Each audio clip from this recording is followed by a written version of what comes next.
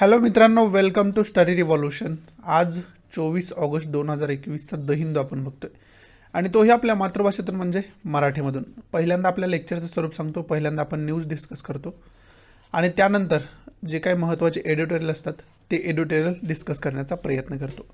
2 दिवस मी एडिटोरियल आणि न्यूज वेगवेगळ्या डिस्कस करत होतो, परंतु पुन्हा एकदा मी न्यूज आणि एडिटोरियल एकत्र डिस्कस करतोय आता, कारण त्याच्यामध्ये वेळ खूप जातो. एडिटोरियलचं लेक्चर वेगळं बनवायचं आणि न्यूजचं लेक्चर वेगळं बनवायचं. याच्यामध्येच आपण टोटल डिस्कस करण्याचा प्रयत्न आजपासून पुन्हा करणार आहोत. चला तर मग स्टार्ट करूया. 24 ऑगस्टचा द हिंदू आपल्याला काय सांगतोय बघू. पहिल्या न्यूजपासून डिस्कस करायला सुरुवात करू. So let start. पुढची न्यूज आहे, आपली जी पहिली न्यूज आहे ती बिहारशी रिलेटेड असलेली पाहाव्यास मिळते. आणि बिहारमध्ये विविध पार्टी लीडरला घेऊन नितीश कुमार तिथले जे चीफ मिनिस्टर आहेत त्यांनी नरेंद्र मोदींची भेट घेतलेली आपल्याला पाहाव्यास मिळाली. आणि त्याच्यामध्ये विशेष करून चर्चा कशावरती होती तर कास्ट बेस्ड सेन्सस जो होणार आहे, कास्ट बेस्ड जनगणना जी होणार आहे त्याच्याविषयी त्यांनी भाष्य केलेलं आपल्याला पाहाव्यास मिळालं, त्याच्याविषयी चर्चा केलेली पाहाव्यास मिळाली.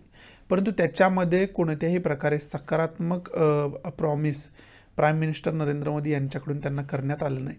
त्यामुळं खरं तर मीटिंग झाल्यानंतर त्याने त्याच्यावरती थोड्या बहुत प्रमाणात नाराजीसुद्धा व्यक्त केली आपल्याला पाहाव्यास मिळाली. विशेष करून इथं काय बोललं जाते तर सेन्सेसविषयी बोललं जाते, जनगणनेविषयी. त्यामुळे पहिला याच्यातून की पॉईंट हाच निघतोय की जनगणनेविषयी डिटेल इन्फॉर्मेशन आपल्याला असायला पाहिजे.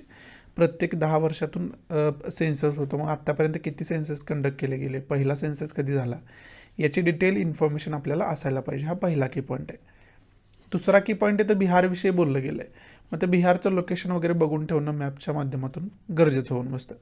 आणि तिसरा की पॉईंट आपला काय होऊ शकतो तर इथं मंडल डेजचा उल्लेख केला आहे. मग इथं मंडल डेज म्हणजे मंडल आयोगाचा उल्लेख आला आहे. मग मंडल कमिशन कधी नेमलं गेलं होतं याची डिटेल इन्फॉर्मेशन असायला पाहिजे. त्यांनी जर रिपोर्ट दिला असेल तर त्या रिपोर्टमध्ये महत्त्वाच्या तरतुदी काय काय होत्या याची डिटेल इन्फॉर्मेशन आपल्याला असायला पाहिजे या न्यूजच्या अंतर्गत. मग आता बिहारचं जे लोकेशन आहे ते इथंच आपण बघून ठेवूयात इंडियन पॉलिटिकल मॅपचा आधार घेऊन. इथं इंडियन पॉलिटिकल मॅप आपण बघू शकतोय आणि त्या ठिकाणी बिहारचं लोकेशन आपण या भागामध्ये बघू शकतोय. त्याच्यामध्ये बिहारच्या शेजारील राज्यांचा जर विचार केला आपण तर त्याच्यामध्ये वेस्ट बेंगॉल आहे. इथं आपल्याला वेस्ट बेंगॉल पाहाव्यास मिळते. त्यानंतर खाली झारखंड पाहाव्यास मिळते, इकडे उत्तर प्रदेश पाहाव्यास मिळते. एवढ्या राज्यांची बाँड्री बिहारला टच करताना पाहाव्यास मिळते. आणि इंटरनॅशनल बाँड्रीचा विचार केला तर नेपाळची बाँड्री बिहारला टच करताना आपल्याला पाहाव्यास मिळते. हे आपण बिहारचं लोकेशन इंडियन पॉलिटिकल मॅपचा आधार घेऊन बघण्याचा प्रयत्न केला. पुढची न्यूज आहे, विशेष करून टॅक्स पेयरसाठी, टॅक्स भरण्यासाठी एक फ्रेंडली पोर्टल म्हणून IT पोर्टल डेव्हलप केलं गेलं होतं. आणि हे जे IT पोर्टल डेव्हलप केले गेले ना ते इन्फोसिस कंपनीकडून डेव्हलप केलं गेलं होतं. परंतु ते IT पोर्टल लाईव्ह गेल्यानंतर त्याच्यामध्ये भरपूर प्रमाणात प्रॉब्लेम्स यायला लागले. त्यामुळं ते प्रॉब्लेम फिक्स करण्यासाठी इन्फोसिसला सांगण्यात आलं होतं, इन्फोसिसचे CEO होते त्यांना सांगण्यात आलं होतं. हा खरं तर मॅटर 5 जूनपासून खरं तर सुरू होतो. परंतु 23 ऑगस्ट आला तरीसुद्धा त्याच्यामध्ये प्रॉब्लेम जाणवत होते. आत्ता त्यांना इन्फोसिसला फिनान्स मिनिस्टर निर्मला सीतारामन यांनी 15 सप्टेंबरची डेडलाईन दिलेली आपल्याला पाहाव्यास मिळते. 15 सप्टेंबरपर्यंत कसल्याही परिस्थितीमध्ये जे काही प्रॉब्लेम्स आहेत ते सॉल्व्ह करून टॅक्स पेयर जे आहेत त्यांना त्रास व्हायला नको आहे अशा प्रकारचं मत फायनान्स मिनिस्टर निर्मला सीतारामन यांच्याकडून मांडण्यात आलेलं पाहाव्यास मिळालं. याच्याशी रिलेटेड न्यूज असलेली पाहाव्यास मिळते. विशेष करून याच्यामध्ये टॅक्सविषयी बोललं गेलं. मग टॅक्सविषयी इकॉनॉमीच्या दृष्टीनं आपल्याला माहिती असायला पाहिजे. विशेष करून डायरेक्ट टॅक्स काय आहे, इनडायरेक्ट टॅक्स काय आहे याची डिटेल इन्फॉर्मेशन असायला पाहिजे. आणि त्याचमध्ये मग GST काय आहे, गुड्स अँड सर्व्हिस टॅक्स, त्याची डिटेल इन्फॉर्मेशन आपल्याला असायला पाहिजे इकॉनॉमीच्या दृष्टीतून. पुढची न्यूज आहे ती अफगाणिस्तानशी रिलेटेड असलेली पाहाव्यास मिळते. अफगाणिस्तानमध्ये अजून भारतीयांचं इव्हॅक्युएशन करायचं सुरूच आहे. त्याच्यामध्ये मंडेला 75% जे आहेत त्यांना पुन्हा इव्हॅक्युएट करण्यात आलं. आणि त्याच्यामध्ये विशेष करून 46 अफगाणिस्तानी नागरिक आहेत आणि ते विशेष करून हिंदू आणि सिख या रिलिजनशी बिलॉंग करतात असं या न्यूजमध्ये सांगितलेलं पाहाव्यास मिळते. मग याच्याशी रिलेटेड अफगाणिस्तानवरती आपण वेगळं डिस्कस करून बनवलेलं जे वेगळे लेक्चर आहेत ते तुम्ही बघून ठेवणं गरजेचं होऊन बसतं. एडिटोरियल कटिंग्समध्ये ते मी अपलोड ऑलरेडी केलेलं आहे. त्यामुळे त्याची एक डिटेल इन्फॉर्मेशन आपल्याला असायला पाहिजे की आत्ता कशा पद्धतीनं तालिबानचं तिथं वर्चस्व झालं आहे आणि त्याला हिस्टॉरिकल बॅकग्राऊंड काय आहे, त्याची हिस्ट्री काय आहे, याची डिटेल इन्फॉर्मेशन आपल्याला असायला पाहिजे. आणि दुसरी काय की पॉईंट होऊ शकतो याच्यातून, तर अफगाणिस्तानचं लोकेशन कशा पद्धतीचं आहे ते मॅपच्या आधारे आपण बघून ठेवणं गरजेचं होऊन बसतं. ते आपण आता बघून घेऊयात. हा आपण मॅप बघू शकतोय. इथं इंडियाचं लोकेशन हे आपल्याला पाहाव्यास मिळते आणि इंडियापासून या ठिकाणी आपण गेलो तर इथं आपल्याला अफगाणिस्तानचं लोकेशन पाहाव्यास मिळते. त्याच्यामध्ये अफगाणिस्तान शेजारील कंट्री बघितलं तर त्याच्यामध्ये पाकिस्तान आहे, इंडिया तर आहेच, त्याचबरोबर इकडे चायनासुद्धा असलेलं पाहाव्यास मिळतो. इथं ताजिकिस्तान आहे, उझबेकिस्तान आहे, तुर्कमेनिस्तान आहे, इराण आहे. हे महत्त्वाच्या शेजारील कंट्री अफगाणिस्तानच्या मानल्या जातात.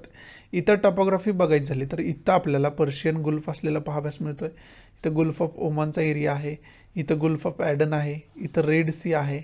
इकडं पाहाव्यास गेलं तर मेडिटरेनियन सी आहे, इथं ब्लॅक सी पाहाव्यास मिळतोय. हा जो एरिया आहे तो कॅस्पियन सीचा एरिया मानला जातो. हे सुद्धा आपल्याला माहिती असणं गरजेचं आहे.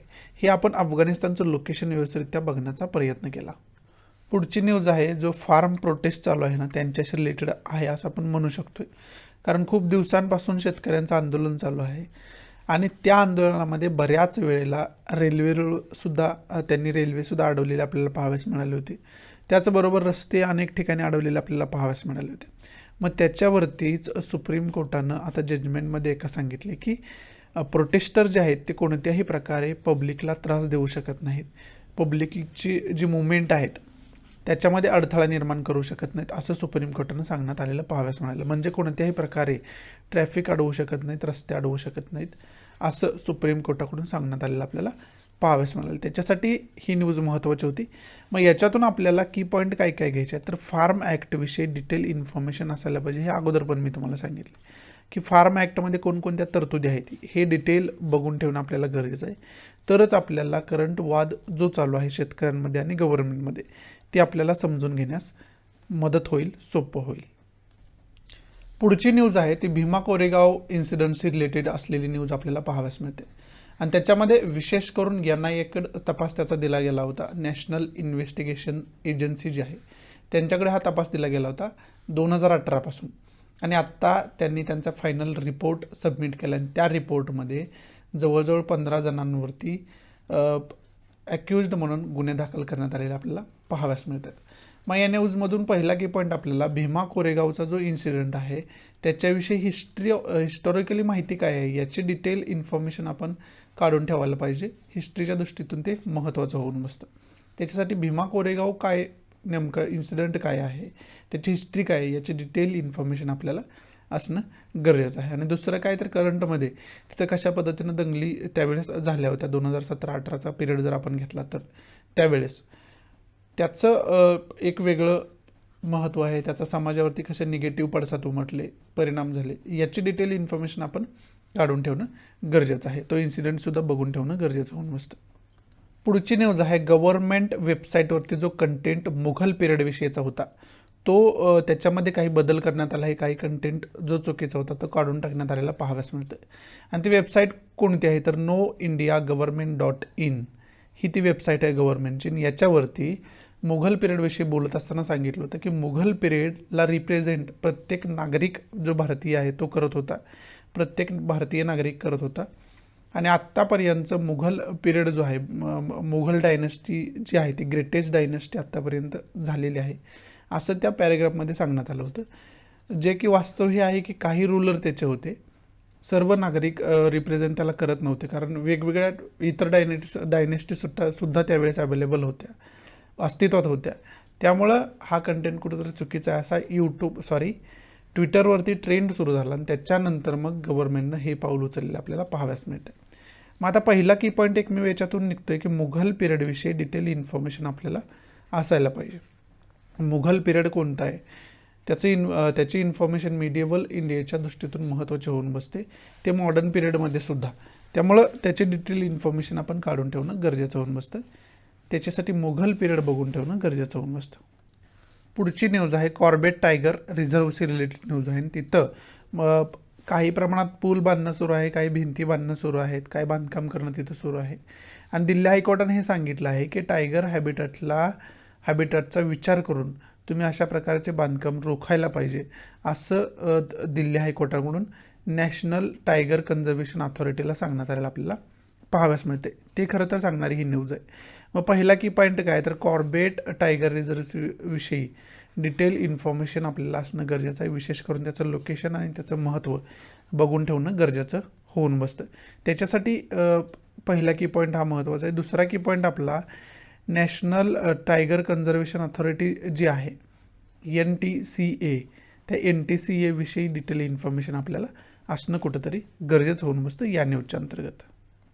इथं आपण लोकेशन बघू शकतोय की जिम कॉर्बेट नॅशनल पार्क जो आहे त्याचं लोकेशन आहे उत्तराखंडमध्ये. याची लोकेशन बघणं खरं तर आपल्याला गरजेचं होतं. त्यामुळं हे तुम्हाला मी लोकेशन दाखवण्याचा प्रयत्न केला या मॅपच्या आधारे. पुढची न्यूज आहे ती अलीगढ मुस्लिम युनिव्हर्सिटीशी रिलेटेड असलेलं आपल्याला पाहाव्यास मिळते. AMUC रिलेटेड असलेलं आपल्याला पाहाव्यास मिळते. आणि त्याच्यामध्ये बऱ्यापैकी अफगाणिस्तान स्टुडंटसुद्धा शिक्षण घेत असलेले आपल्याला पाहाव्यास मिळते. आणि त्या अफगाणिस्तान स्टुडंटनी युनिव्हर्सिटीला आणि गव्हर्नमेंटला सपोर्ट मागितला आहे. कारण आत्ता जी सिच्युएशन अफगाणिस्तानमध्ये चालू आहे त्या सिच्युएशनमध्ये ते परत अफगाणिस्तानला जाऊ शकत नाहीत, तिथं राहू शकत नाहीत. त्यांच्या करिअरचं नुकसान होऊ शकतं, त्यांच्या भविष्याचं नुकसान होऊ शकतं आणि जीविताला सुद्धा धोका निर्माण होऊ शकतो. त्यामुळं युनिव्हर्सिटीकडे आणि गव्हर्नमेंटकडे त्यांनी सपोर्टची मागणी केलेली आपल्याला पाहाव्यास मिळते. पुढच्या दोन्ही न्यूज ज्या आहेत ना त्या दोन्ही न्यूज जम्मू काश्मीरशी रिलेटेड असलेलं पाहाव्यास मिळतात. ही न्यूज असू द्या किंवा ही न्यूज असू द्या. त्याच्यामध्ये पहिल्या न्यूजमध्ये हुरियत ग्रुपविषयी बोललं गेले, विशेष करून हुरियत पार्टीविषयी बोललं गेले. आणि जे हुरियतचे 2 ग्रुप असतील ना त्याच्यावरती कोणत्याही प्रकारे बॅन करण्याचा युनियन गव्हर्नमेंटचा विचार नाही आहे असं युनियन गव्हर्नमेंट ऑफिशियल्सनी सांगितलेलं आपल्याला पाहाव्यास मिळालं.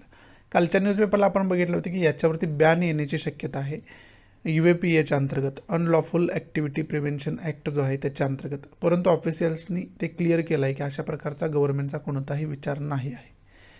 परंतु 2019मध्ये काय केलं होतं तर JKLF जो ग्रुप आहे त्याच्यावरती UAPAच्या अंतर्गत कारवाई करण्यात आली होती.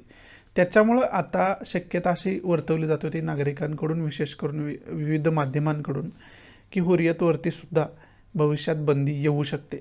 परंतु त्याच्यावरती गव्हर्नमेंट ऑफिशियल्सनी क्लिअरन्स दिलेलं आपल्याला पाहावयास मिळतं. ते सांगणारी खरं तर न्यूज आहे. मग याच्यातून की पॉईंट आपला काय घ्यायचा आहे तर UAPA विषयी डिटेल इन्फॉर्मेशन आपल्याला असायला पाहिजे.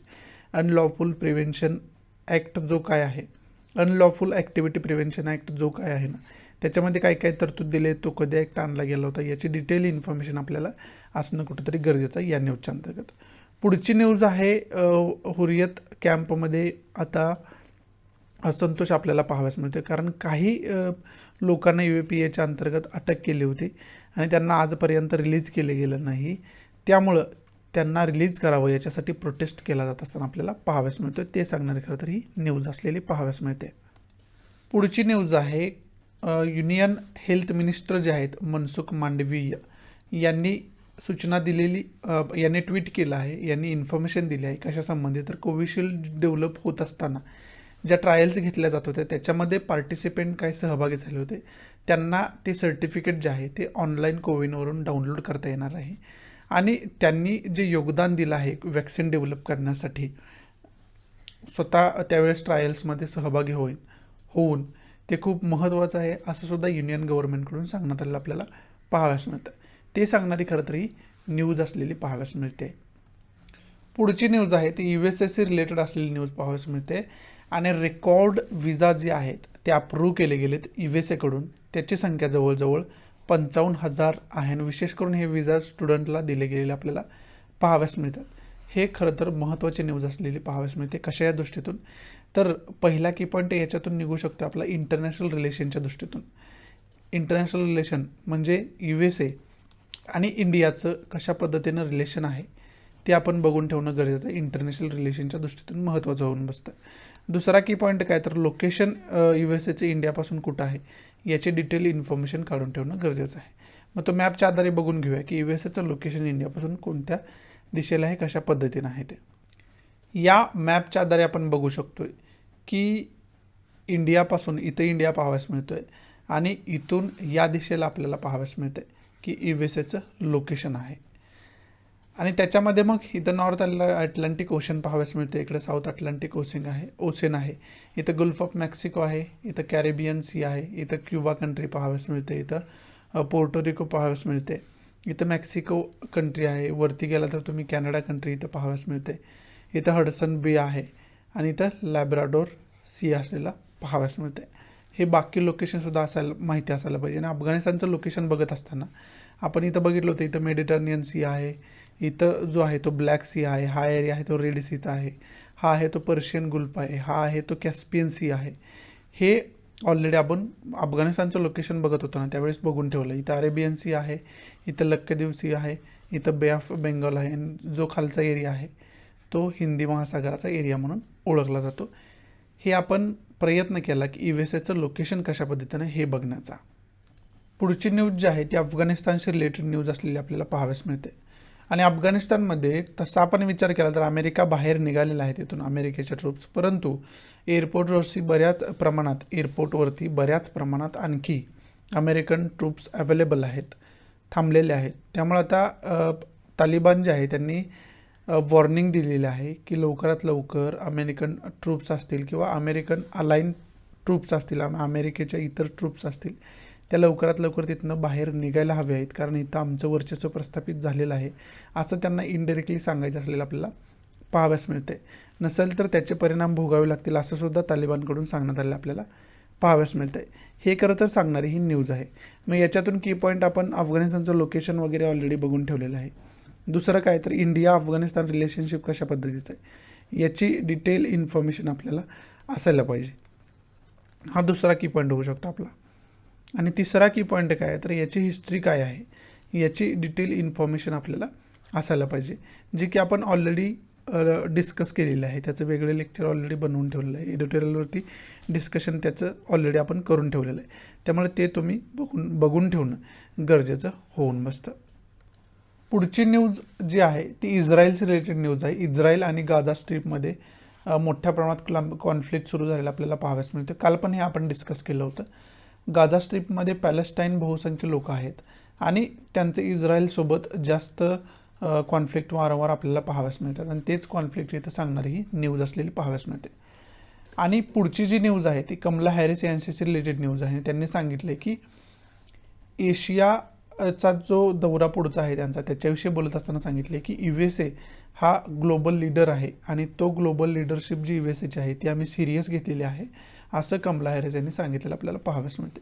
या पहिल्या न्यूजमध्ये आपण इस्रायलविषयी बोललो, गाझा स्ट्रीपविषयी बोललो. मग ते इस्रायलचं लोकेशन आपण काल जसं बघितलं होतं तसं आज पण बघून घेण्याचा प्रयत्न करूया. USAचं लोकेशन ऑलरेडी आत्ता आपण बघून ठेवलं आहे. इस्रायलचं लोकेशन बघण्याचा आपण प्रयत्न करूयात. या मॅपमध्ये आपण बघू शकतोय इथं इंडिया आहे आणि इंडियापासून या साईडला जर आपण गेलो तर इथं आपल्याला इस्रायल पाहाव्यास मिळतोय. ही इस्रायलची कंट्री आपल्याला पाहाव्यास मिळते. आणि त्यामध्ये जर हा एरिया आपण छोटासा बघितला तर हा एरिया आहे गाझा स्ट्रीपचा एरिया आणि या गाझा स्ट्रीपमधूनच हमास ही संघटना येते. ही टेररिस्ट ऑर्गनायझेशन मानली जाते हमास आणि ही वारंवार टेररिस्ट ॲक्टिव्हिटीज इस्रायलमध्ये करत असते, कारण ते इस्रायलला स्वतःची भूमी मानतात, इस्रायल लोकांची नाही. आणि पॅलेस्टाईन बहुसंख्यकांचा ते ग्रुप असलेला आपल्याला पाहाव्यास मिळतो. आणि मग आता इस्रायल आणि त्या गाझा स्ट्रीपमध्ये मोठ्या प्रमाणात कॉन्फ्लिक्ट सुरू झालेला आपल्याला पाहाव्यास मिळतो आणि हा कॉन्फ्लिक्ट वारंवार असलेला आपल्याला पाहाव्यास मिळतो. पॅलेस्टाईन इस्रायल कॉन्फ्लिक्ट हा वारंवार असतो, त्यामुळे त्याच्यावरती ऑलरेडी मी वेगळे लेक्चर बनवून ठेवलेलं आहे. करंट बेस्ड इश्यू म्हणून वेगळी प्लेलिस्ट बनवली आहे, त्याच्यामध्ये ते लेक्चर तुम्हाला सापडेल. त्याची डिस्क्रिप्शन बॉक्समध्ये लिंकसुद्धा मी ऑलरेडी दिलेली आहे. त्यामुळे ते लेक्चर टोटल बघून घ्या, म्हणजे इस्रायलची हिस्ट्री काय आहे ती डिटेलमध्ये तुम्हाला समजून घेण्यास मदत होईल. बाकी विचार केला तर इथं रेड सी पाहाव्यास मिळते, इथं पर्शियन गुल्फ आहे, इथं गुल्फ ऑफ ओमान आहे. हे ऑलरेडी आपण डिस्कस केले ज्यावेळेस आपण अफगाणिस्तानचं लोकेशन बघत होतो त्यावेळेस. इथं आपल्या न्यूज ज्या काही महत्त्वाच्या होत्या ना त्या न्यूज समाप्त होत आहेत. आता आपण एडिटोरियल जे काही महत्त्वाचे आहेत ते डिस्कस करायचा सुरुवात करूया. So let start. पुढची आपली पहिली दोन्ही जे आर्टिकल आहेत, हे छोटंसं इकडं आर्टिकल आपण पाहू शकतोय आणि हे जे आर्टिकल आहे हे दोन्ही आर्टिकल आहेत अफगाणिस्तानवरती. अफगाणिस्तानमध्ये जी काय सिच्युएशन चालू आहे ना ते सांगणार ही आर्टिकल आहे ना. याच्यावरती डिटेल इन्फॉर्मेशन देणारं एक एडिटोरियल आलं होतं आणि ते डिस्कस आपण ऑलरेडी करून ठेवलेलं आहे. त्याचं वेगळं लेक्चर ऑलरेडी मी बनवून ठेवलं आहे. एडिटोरियल कटिंग या प्लेलिस्टमध्ये ऑलरेडी मी अपलोड करून ठेवलेलं आहे. त्याची डिस्क्रिप्शन बॉक्समध्ये मी लिंक पण दिली आहे. ते जर तुम्ही बघितलं तर तो टोटल इन्फॉर्मेशन तुम्हाला एकाच ठिकाणी मिळून जाईल. त्यामुळे हे पुन्हा आर्टिकल्स डिस्कस करण्यासारखे याच्यामध्ये काही नाही आहे. पुढचं महत्त्वाचं आर्टिकल कोणतं आहे ते बघूयात आपण. हे पुढचं जे आर्टिकल आहे ते विशेष करून सायक्लोनविषयी बोलणारं आर्टिकल असलेलं आपल्याला पाहाव्यास मिळतं. मग त्याच्यामध्ये आपण बघितलं आता उक्ताईक सायक्लोन आलं होतं, त्यानंतर आता सायक्लोन आलेलं पाहाव्यास मिळालं. त्याच्यामध्ये पश्चिम बंगाल असू द्या, ओडिसा असू द्या, या राज्यांना खूप नुकसान झालेलं आपल्याला, नुकसानाला सामोरं जावं लागलेलं आपल्याला पाहाव्यास मिळालं. मग याच्यासाठी प्रत्येक वेळेस अशा प्रकारचं सायक्लोन येतं, प्रत्येक वेळेस आपल्याला नुकसानाला सामोरं जावं लागतं. मग हे सायक्लोनसाठी आपण एकदाच प्रिकॉशन्स घेऊन ठेवायला पाहिजे. भविष्यामध्ये किती जरी सायक्लोन अशा प्रकारचे आले तर आपण कशा पद्धतीने त्या नुकसानापासून बाजूला राहू शकतोय, नुकसानापासून वाचू शकतोय, याच्यासाठी खरं तर स्टेप्स उचलणं गरजेचं आहे असं सांगणारं हे आर्टिकल असलेलं आपल्याला पाहाव्यास मिळते.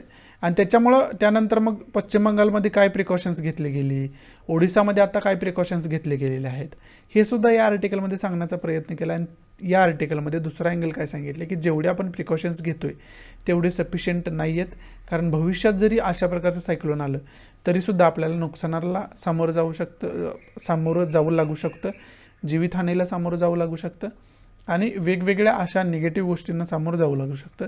त्यामुळे आपल्याला सिरियसली घेऊन याच्या विरोधात पावलं उचलणे गरजेचे आहेत, जेणेकरून आपण भविष्यामध्ये अशा आपत्ती टाळू शकेल, अशा आपत्तीपासून वाचू शकेल असं सांगणारं हे आर्टिकल असलेलं आपल्याला पाहाव्यास मिळते. मग याच्यामधून आपल्याला घ्यायचं काय आहे, की पॉईंट काय घ्यायचं आहे, तर याच्यामधून आपल्याला पहिला तर अशा प्रकारच्या आपत्तीमुळं आपल्या इकॉनॉमीवरती कोणते परिणाम होतात, लोकांच्या रेसिडेन्सीवरती कोणते परिणाम होतात, त्याचे सोशल इफेक्ट्स काय आहेत आणि त्याचे इकॉनॉमिकल इफेक्ट्स काय आहेत, याची डिटेल इन्फॉर्मेशन आपल्याला काढून ठेवणं गरजेचं आहे. हा पहिला की पॉईंट आपला असू शकतो. दुसरा की पॉईंट काय आहे, तर सायक्लोनची निर्मिती कशा पद्धतीने होते, अशा फ्रिक्वेंट येणाऱ्या सायक्लोनची निर्मिती कशा पद्धतीने होते याची डिटेल इन्फॉर्मेशन आपण काढून ठेवायला पाहिजे. मग त्याच्यामध्ये तौक्ताई सायक्लोन घ्या तुम्ही, यस सायक्लोन आत्ता आलेलं यस सायक्लोन घ्या तुम्ही, निसर्ग त्याच्या अगोदर आलं होतं, त्यानंतर वेगवेगळ्या प्रकारचे सायक्लोन्स वारंवार येत असतात. मग या सायक्लोन्सची निर्मिती कशा पद्धतीने होत असते याची डिटेल इन्फॉर्मेशन आपण सायक्लोन टॉपिक जॉग्रफीच्या माध्यमातून करून ठेवायला पाहिजे. सायक्लोनची निर्मिती कशा पद्धतीने होते आणि बेसिकली तौक्ताईची निर्मिती कशी झाली होती, यश सायक्लोनची आता निर्मिती कशी झाली होती, याची डिटेल इन्फॉर्मेशनसुद्धा आपण काढून ठेवणं गरजेचं होऊन बसतं. आणि डिझास्टर मॅनेजमेंटच्या दृष्टीतून हे जे आहे ना हे खूप महत्त्वाचं आहे. डिझास्टर मॅनेजमेंट आपल्याला मेन्सला सब्जेक्ट आहे, सब्जेक्टमध्ये पॉईंट आहे तो. मग त्या डिझास्टर मॅनेजमेंटच्या दृष्टीतून सुद्धा याचा विचार करून ठेवणं तुम्ही गरजेचं होऊन बसतं. एवढंच या आर्टिकलमध्ये इम्पॉर्टंट आहे. पुढचं जे हे आर्टिकल आहे ना ते टोटली पॉलिटिकल मोटिवेटेड आर्टिकल आहे, त्यामुळं हे आपल्याला डिस्कस करण्याची काही गरज नाही आहे. पुढचं जे आर्टिकल आहे ते एवढं काही महत्त्वाचं नाही, परंतु कोविड-19ची पहिली लाट असू द्या, दुसरी लाट असू द्या, त्याच्यामुळं लोकांवरती, समाजावरती तर परिणाम झाला आहे, परंतु खूप जास्त मोठ्या प्रमाणात परिणाम इंडियन इकॉनॉमीवरती सुद्धा झाला आहे, जो की पूर्ण जगच त्याला फेस करत आहे. त्यामुळे इंडियामध्ये काही वेगळी परिस्थिती नाही आहे. परंतु आत्ता जी इंडियन इकॉनॉमी आहे ती रिकवर करण्याचा प्रयत्न करत आहे, रिकवर करण्यासाठी स्ट्रगल करत आहे आणि त्या स्ट्रगलमधून इंडियन इकॉनॉमी कशा पद्धतीनं बाहेर पडू शकते हे या आर्टिकलमध्ये डिस्कस करण्याचा प्रयत्न केला आहे. बाकी या आर्टिकलमध्ये अशी काही फॅक्च्युअल इन्फॉर्मेशन दिली नाही आहे. बाकी कंट्रींचा याच्यामध्ये उल्लेख केला गेला आहे की महासत्ता कंट्री याच्यामधून कशा रिकवर करत आहेत आणि आपण त्याच्यामधून कसं रिकवर करत आहे हे कम्पॅरिझन याच्यामध्ये करण्याचा प्रयत्न केला आहे. मग कोणतेही आता याच्यातून तुम्ही काय करायचं आहे तर कोविड-19मुळे इंडियन इकॉनॉमीवर इफेक्ट झाले ना त्याचे कोणतेही 5 पॉईंट तुम्ही करून ठेवायला पाहिजे. जर मेन्सला क्वेश्चन अशा पद्धतीने आला तर तुम्हाला मिनिमम 5 पॉईंट तरी माहिती असायला पाहिजे ॲन्सर राईट करण्यासाठी. त्याच्यासाठी खरं तर ही महत्त्वाची न्यूज आहे, आर्टिकल आहे, एडिटोरियल आहे. पुढचं जे आर्टिकल आहे ना त्याच्यामध्ये काही स्कीमचा उल्लेख करायला पाहावयास मिळते. उज्ज्वला स्कीम आहे. मग ती उज्ज्वला स्कीमचा महत्त्व काय आहे त्याची डिटेल इन्फॉर्मेशन आपण काढून ठेवायला पाहिजे या एडिटोरियलच्या अंतर्गत. आणि त्याचबरोबर इतर महत्त्वाच्या गव्हर्नमेंटच्या स्कीम ज्या असतात त्या वारंवार तुम्ही करून ठेवायला पाहिजे, त्या न्यूजमध्ये असो अगर नसो.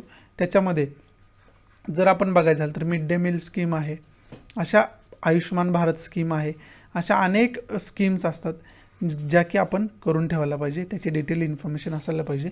स्कीमवरती UPSCचा ट्रेंड आहे की स्कीमवरती प्रीला क्वेश्चन विचारतेच, UPSC मेन्सला क्वेश्चन विचारतेच. त्यामुळं या स्कीम आपल्याला माहिती असणं गरजेचं आहे. खास करून युनियन गव्हर्नमेंटच्या स्कीम आपल्याला माहिती असणं गरजेचं होऊन बसतं या एडिटोरियलच्या अंतर्गत. इथं आपले जे काय महत्त्वाचे एडिटोरियल्स होतात ते एडिटोरियल समाप्त होत आहेत आणि आजचा द हिंदूसुद्धा इथं समाप्त होतोय. आशा आहे की मी तुम्हाला चांगल्या पद्धतीनं आपल्या मातृभाषेतून म्हणजे मराठीमधून आजचा द हिंदू समजावून सांगू शकलो असेल. जर आवडत असेल तर प्लीज लाईक करा, नसेल तर डिसलाईक करा आणि डिसलाईक का केलं हे कमेंट बॉक्समध्ये नक्की सांगा, जेणेकरून तुमच्या इन्स्ट्रक्शननुसार त्याच्यामध्ये मी इम्प्रोव्हायझेशन करू शकेन. आणि प्लीज जास्तीत जास्त आपल्या मराठी विद्यार्थ्यांना हे शेअर करा, जेणेकरून सर्व मराठी विद्यार्थ्यांना याचा फायदा होऊ शकेल. सो या नोटवरती मी तुमची रजा घेतो. भेटूया आपण उद्याच्या द हिंदूच्या लेक्चरमध्ये. तोपर्यंत गुड बाय, टेक केअर, जय हिंद.